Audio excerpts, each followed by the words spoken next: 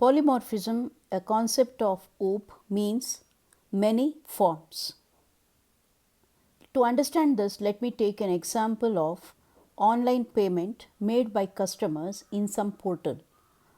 For that, I have taken a class called payment, which has a method make payment and which has two child classes, cash payment and credit card payment.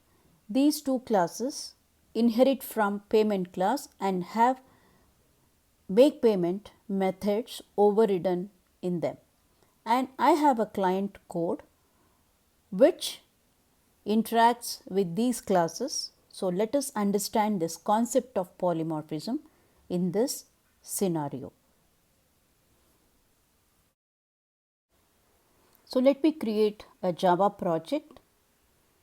I call it as factory demo. I will create a base class called payment.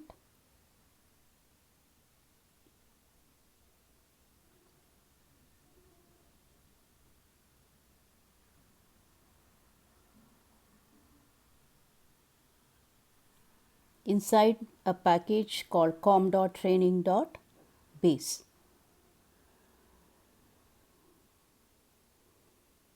com.training.base class. Now, inside this, if I have to define a behavior or a method called make payment, so let me write here public void make payment that takes in amount of double type as a parameter, and if I define an implementation here, it doesn't make sense at all because payment is a base class which just mentions what behavior is being done, not how the behavior is done. It's not very specific.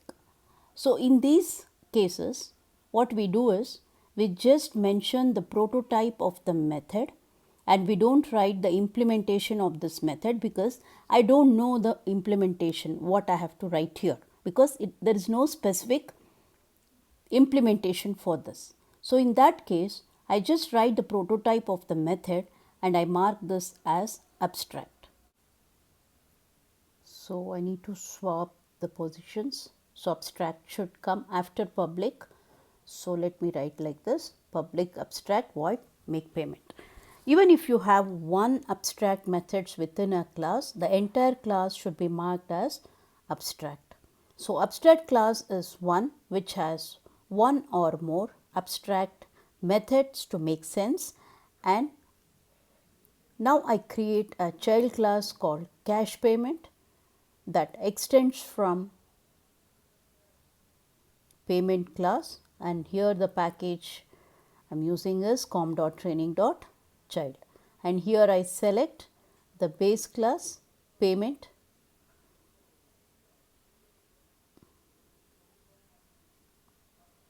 So, I have the child class cash payment that extends payment that has this method make payment which is overridden.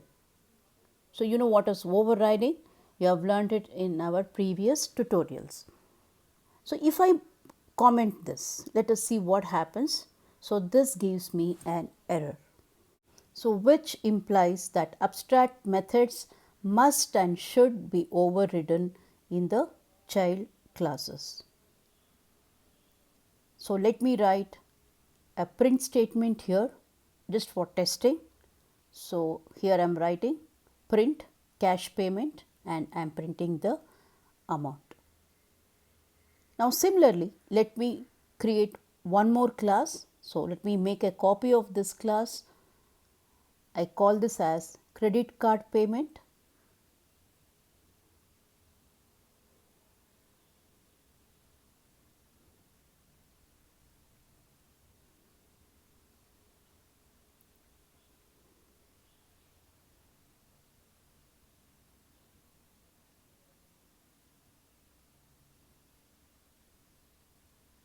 So, I have this method make payment, here also have some different message credit card payment. Now, I create a client class in another package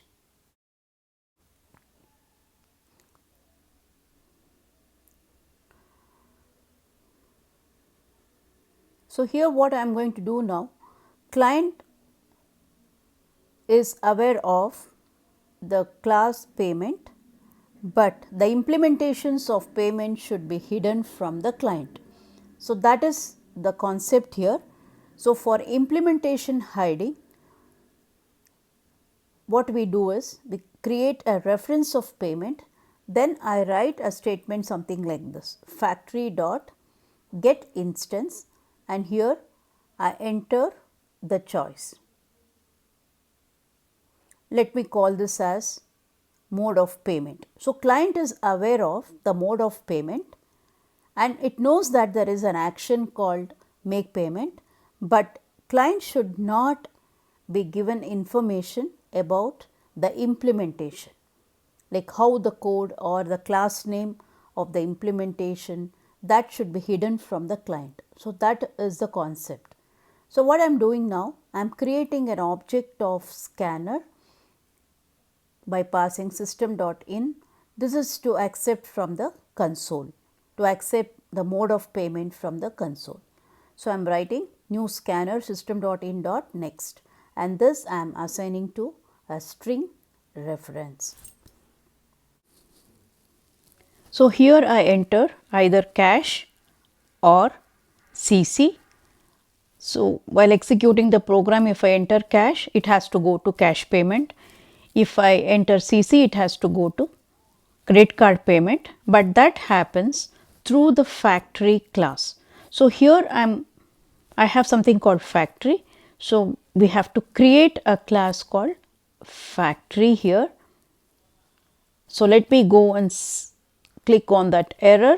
This asks me to create a class called factory. Now, I go back to client, there is one more error, it is not able to identify this method get instance. So, I fix this also. So, I am creating a method called get instance. So, this is a static method. Now, what is the responsibility of this factory class? Factory class creates an instance of cash payment or credit card payment based on the choice given through the console.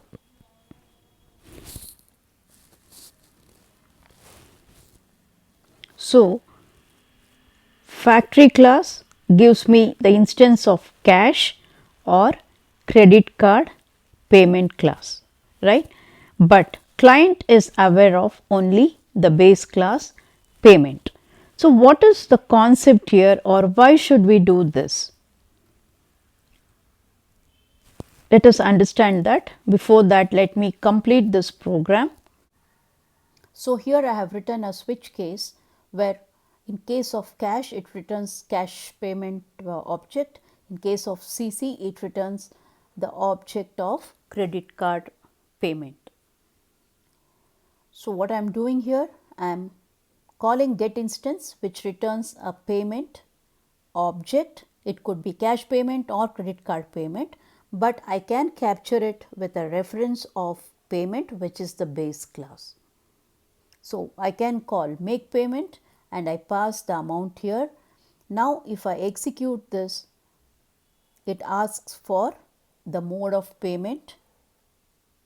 So, for that let me write a print statement here and ask the user to enter the mode of payment.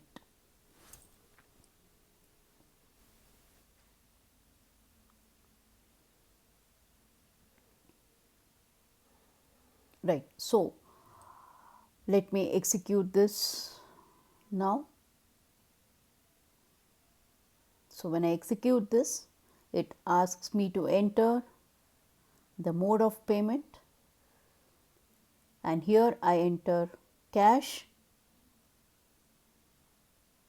I get the output of cash payment method. If I enter the mode of payment as CC, I get the output of credit card payment class. So, let us understand more in detail what is the use of having this concept.